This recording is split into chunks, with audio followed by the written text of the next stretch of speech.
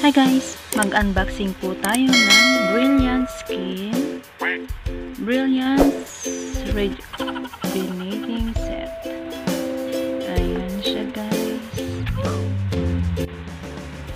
Di ko alam kung ito yung bagong packaging nila.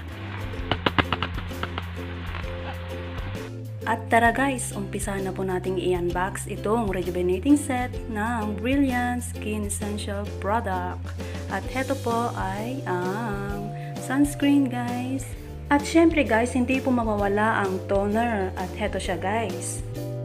At saka may sabon, meron ding day cream guys. So basahin lang po natin maigi ang mga instruction dito na nakalagay guys. Basa-basa din pag may time guys ha, para wala tayong magiging problema sa product na ito. Sa totoo lang guys, bagay na bagay rin po ito sa mga masiselan ang muka or pagmumuka. Char. Ayan, joke lang yun guys ha. So ito nga po pala guys ay subok na subok ko na at lagi ko na rin ginagamit. Kapag minsan lamang po ako gumagamit nito guys, hindi po siya continuously, hindi po tuloy-tuloy, kumbaga every lang na mararamdaman ko na parang ang kapal-kapal na ng mukha ko or parang ang gaspang-gaspang na, tsaka lang ako gagamit nito guys. And then after kong maubos lahat ng mga cream niya ay ni-stop ko na lang siya, and then yung sabon na lamang po yung patuloy kong ginagamit guys.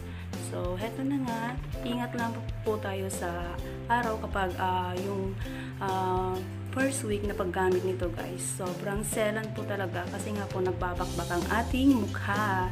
So, heto na nga guys yung kabuuan ng nilalaman ng Brilliant Skin or Rejuvenating Set ng Brilliant. So, heto na nga guys. Napaka-cute talaga ng packaging niya. Sobrang ganda at nagugustuhan ko talaga yung kulay. At hindi porke pink yung kulay nitong rejuvenating set nila is pang babae lang. No, no, no guys. Big wrong. Meron din pong gumagamit nito ng mga kalalakihan. Yes, true yan guys. Meron din kalalakihan na gumagamit nito. Napakaganda kasi ng product na ito guys. Subok na subok ko na talaga at very recommendable siya para sa akin. So, ingat-ingat lang. Meron ding mga instruction dito guys. Kailangan lang po natin siyang sundan para po wala tayong magiging problema. So, ipapakita ko sa inyo guys yung epekto sa aking mukha. Ito na nga guys, naumpisa na natin gamitin.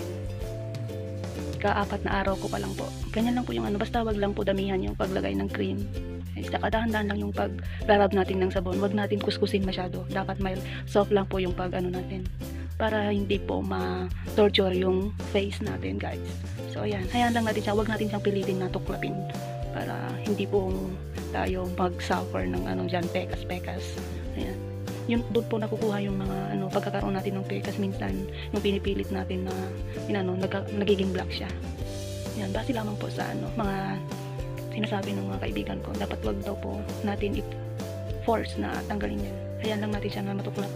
So ayan lang guys, ika-4 na araw ko pa lamang po na gumagamit ng Brilliant Rejuvenating Set. So ayan guys, okay naman siya so far. Ayan, ika-4 na araw pa lang po. Yun lang po, maganda siya guys. I recommended. Tested ko na po siya, proven and tested ko na talaga ang Brilliant product. So ayan lang guys, maraming salamat.